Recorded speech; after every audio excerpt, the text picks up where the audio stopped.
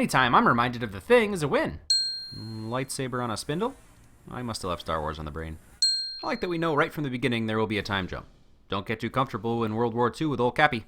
Interesting spin on the Hydra myth. Although their motto is a callback to the multiple regenerating heads, their symbol speaks more to their reach with the multiple arms. This way we are much alike. Hugo weaving is always a win. Accent and all. And the Führer digs for trinkets in the desert. Is that a Raiders reference? Red Skull shadowing. I have no clue how they pull this off. Some magical effects work brought scrawny Chris Evans to life in a very realistic way. Kinda makes you think twice about enlisting, huh? Nope. More like 5 times. Shield shadowing. Just don't know when to give up, do you? I can do this all day. And that's all you really need to know about Cap. Winter Soldier to the rescue! I don't like bullies. I don't care where they're from. This statement comes off a little like a complex, or as if Steve has a chip on his shoulder, but it's really not the case, as we'll find out.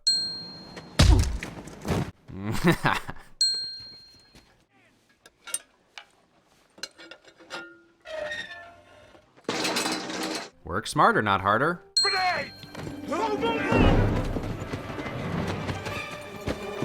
Self-sacrifice. I love that his beginnings are so humble. Iron Man is great, but he's not the leader that Cap is. Also, foreshadowing to when he jumps on the giant plane grenade to save New York. Is this a test? Another testament to how pure at heart and trusting Steve is. Is this the first time he's even getting a clue as to what's going on? I haven't seen him ask anyone, he just knows he's part of a super soldier program. Anyone else think it's kind of neat that Iron Man's dad helped create the first Avenger? It's kind of like when Fry became his own grandfather. Except less time travel and grandma loving. Beefy. Anti-stormtrooper aim. No real testing out his powers setup. He gets right to work. Guess maybe he could have done a little prep.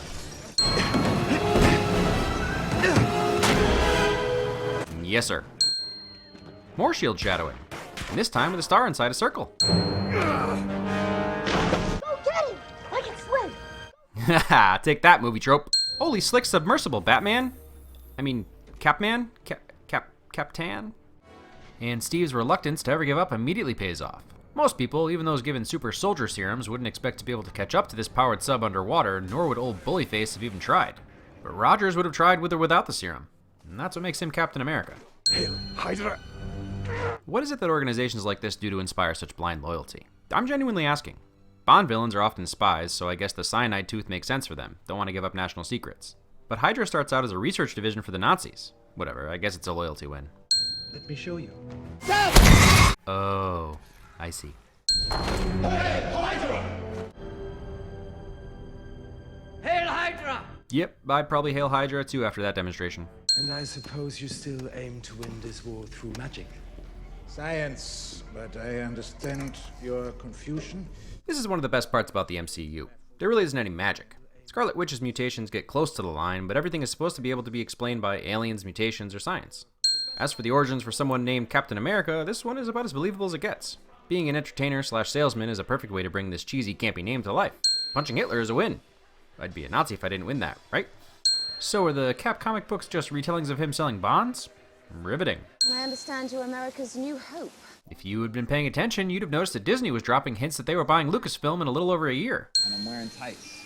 Well, sadly that only gets worse. Or better, depending on your perspective on tights. So you too. Do you fondue? Subtlety.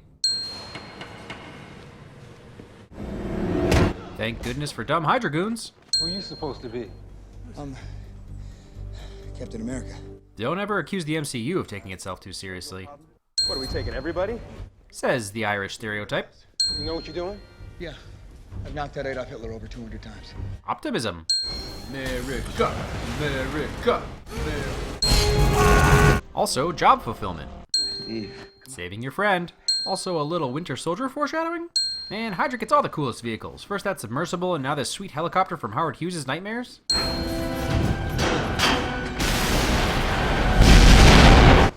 They'll be fine. If Lara Croft can do that jump no problem, so can Cap. Where are your jokes now, you jerks? If you had just been nicer and jumped on that grenade, that could have been you. I thought he'd be taller. You would know. Hey, Jim, who's that girl? Right. Wouldn't you say she looks like she could manipulate an entire kingdom? Exactly. No better than Cersei. Seems harmless enough. hard to see what all the fuss is about.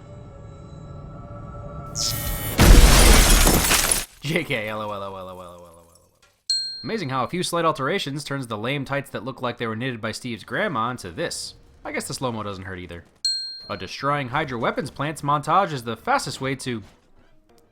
destroying Hydra weapons plants. Ooh, and getting Agent Carter to fall in love with you.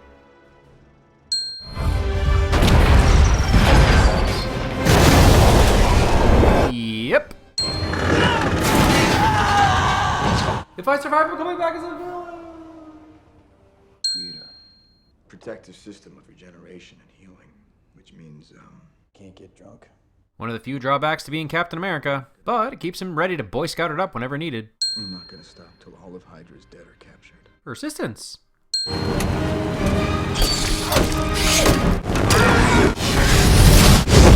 Cap's bike would give a James Bond car a run for its money. Finally getting to see Cap in full light in all his powerful glory. What made to you so special? Nothing. I'm just a kid from Brooklyn. Humility. Although really it's one of those catch-22s where if he actually acknowledged the real reason he's special, it would diminish his specialness. But still, humility. Peggy Ex Machina.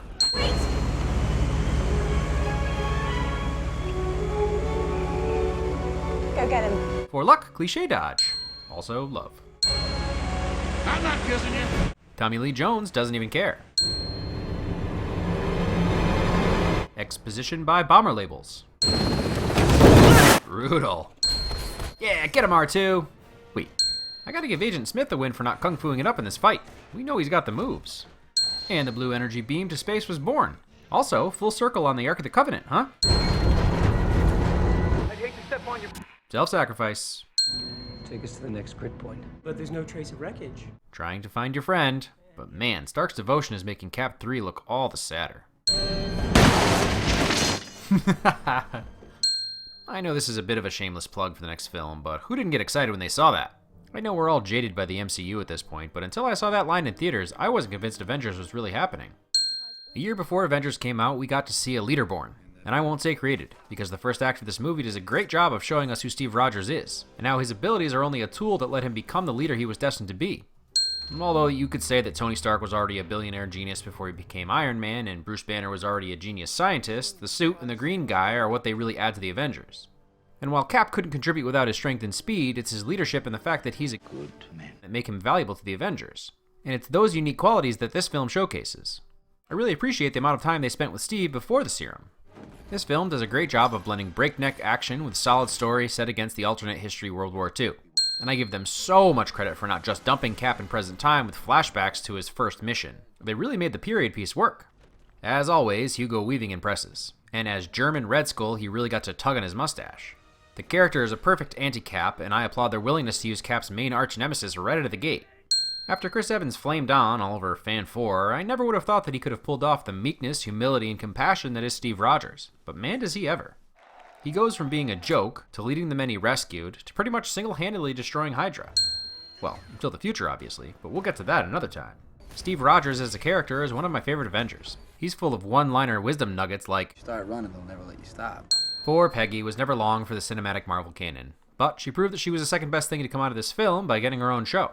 Primarily, I just feel bad for Rogers. He finally falls for a girl and he has to get bumped into the future. But now that Cable will be in the Deadpool sequel, maybe he can bring Peggy into the future. Did he have that ability?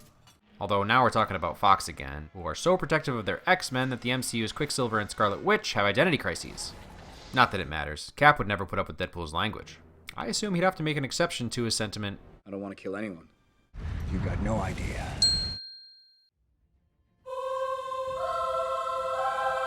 Procedure tomorrow. No fluids. All right, we'll drink it after. No, I don't have procedure tomorrow. Drink it after I drink it now.